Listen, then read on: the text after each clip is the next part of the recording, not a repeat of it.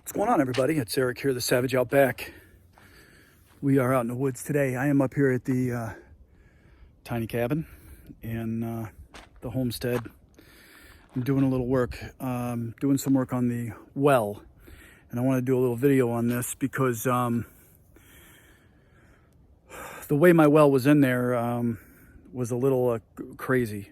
So I'm going to show you what we got and what I've done so far, and I want to talk to you about in-well system, which is a tank that actually houses in your well cylinder. So I'll show you that here in just a second.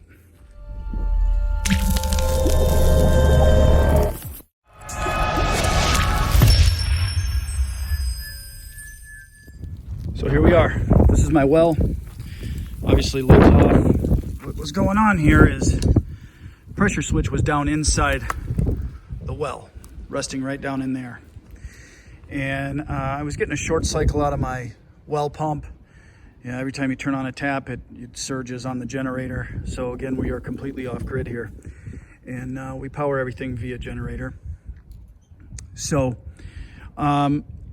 basically what I did was eliminate that system, and I'm putting in a pressure tank with a pressure switch inside the cabin. So well pump right here, this is a Gould's submersible, half horsepower, 10 GPM well pump. I got it out. Put this safety line on, as it did not have one. And then right up here you can see a couple patches that I made in the line itself. Right here is one patch, and what I did was took out this in-well system, which went in there. Spliced it together with some more black pipe, secured it with stainless steel clamps, and then what I did was run a piece of extra 12-2 wire from end to end, just in case there was ever any failure. I clamped it here and I clamped it here. If there was any ever failure here, it's not going anywhere. It ain't gonna fall down in that well. So let me show you what I took out of that section. This right here, this cylinder goes inside your well, and it holds a few gallons of water. I think maybe 5 gallons of water. And this is where your well pump gets its information from. So the pressure switch kicks on and off. It had a 30-50 pressure switch in it. And this is some sort of check valve here. I'm eliminating this, and I'm putting a check valve at the pressure tank in the cabin.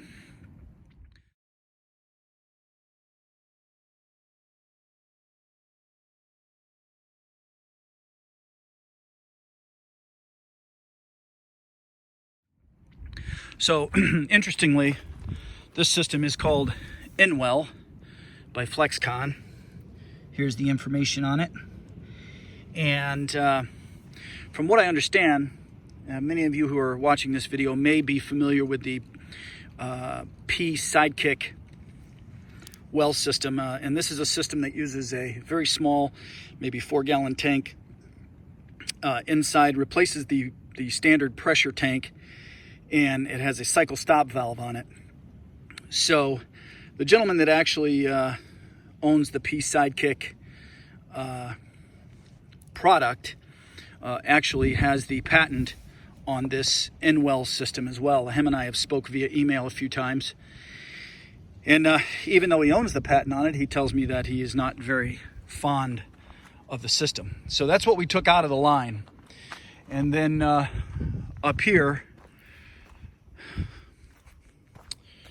a Pitless Adapter, a horseshoe style Pitless Adapter, had this braided hose on here, which is for like a dishwasher or something like that. That was connected to here, and then this side of it was connected to my pressure switch. So what that was doing was it would sense the pressure in this in-well system right here, shut off at 50 psi, and then fill again at 30. The problem is this in-well system doesn't hold enough water. So your pump is continually cycling, and it only runs for a minute or so if you're lucky. So bad for your pump. But anyway, here we are out at the cabin. We've got a lot of work to do this summer. And I currently have the bathroom gutted. And we just built this shed here.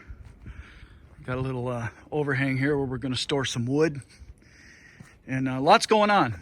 So you guys hang around. I'm going to walk you through this well and what we're doing here.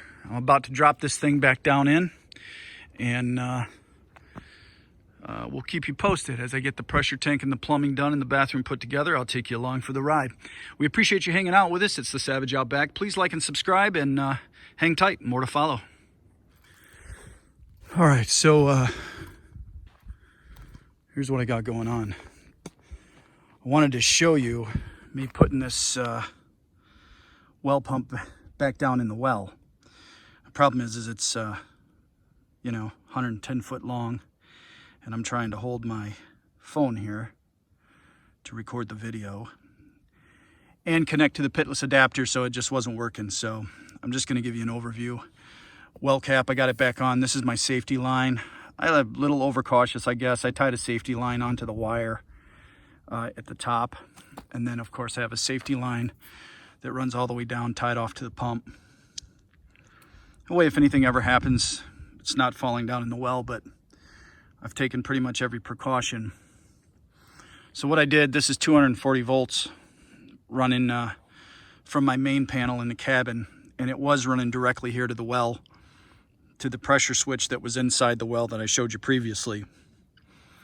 Eliminated all that, and then what I did was wire this 240 volts directly to the line that was coming off the well pump. So now I got a straight shot to the well pump, and I fired it up, turned the breaker on, and I got water shooting out the other end, so I know we're good there.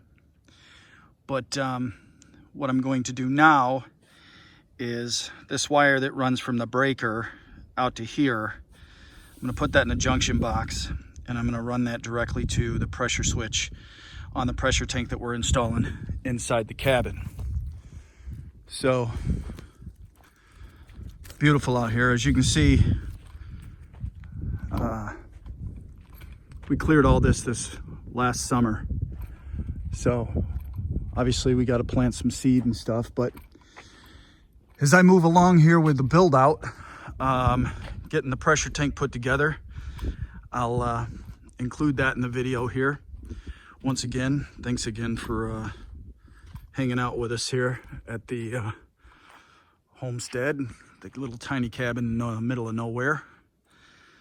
And like and subscribe. There's more to follow. Hang tight. All right, guys, as promised. So I'm going to take you through a little bit of what I did here. As I showed you in the first part of the video, I pulled the well pump out of the ground. Again, it was a Gould's half horsepower 10 GPM submersible well pump, and we're running 1-inch water line from the well to the cabin. We stub out of the ground at the back of the cabin. I brought that in with a 1-inch line, obviously, and hooked up a pressure tank, on-demand hot water, put a new shower in, basically a remodel of the bathroom here, or an update, whatever, but we changed over the well from that in-well system, which I talked about earlier, and I'll show you some other pictures of that later on in the video. But I'm gonna flip the camera around here and let you see what all I got done so far. All right, so from the outside looking in, new vanity, new shower. Basically there was a small 30-inch shower in here. We do have limited space here in the cabin, so I increased that to a 48-inch shower. We got that set and plumbed. Obviously, plumbing runs direct into the septic, which I have buried out back. I'll show you that in a minute. And then we eliminated this in-well system and came in here, put the pressure tank in. So as you can see, we got 1-inch line running in, comes into a check valve. Check valve goes into the T-assembly.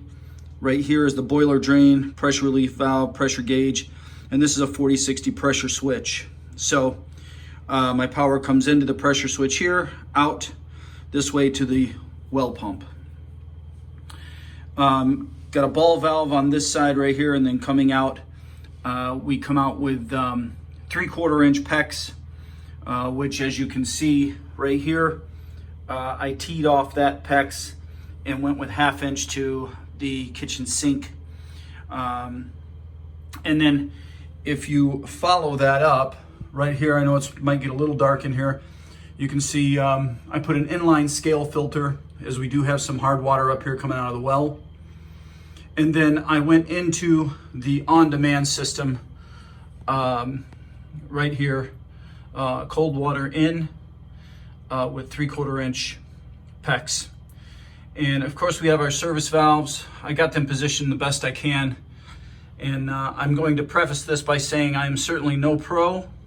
I don't know all there is to know about propane or gas, but I did a lot of research, a lot of reading, consulted with my local propane company for some advice on how I was going to plumb the gas, and I'll talk to you about that in a minute. So here's the unit. I got it set to 130. This is a Rinnai V65 IP. So being interior propane. It's about 150,000 BTU unit. Does really well, but the temperature comes set at 120 degrees. You have to pull the front panel and you go into the first dip switch block and you flip dip switch number 6, and that allows you to manually change the temperature up to 140.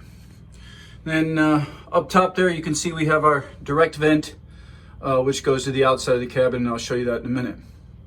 Mounted the unit on some 2x4s against the back wall just to pull it out a little bit. And then you can see here, I'm coming up from the underside of the cabin over with my gas line. This is 1-inch black iron. I have a shutoff valve, which you need to have should you decide to do this yourself. I will also say that all of these fittings, we used yellow tape on them and then coated them with some pipe dope. Some people do both, some people do one or the other, but I don't know what the right or the wrong way is, but I know I don't have any leaks my first try, so there you go. I did put a little cap here in case I need to stub out ever to any additional appliances in the cabin, which we may add a propane fridge at some point. And then I ran 110 power here. I did have a very small little hot water tank here that was about a 12-gallon hot water tank, electric, that had 110 to it. So I just relocated that power line, put an outlet in, and there you go. So water is nice and hot. First try seemed to work real well. I left all this open right here so I could get to this plumbing at any point in time should I need to.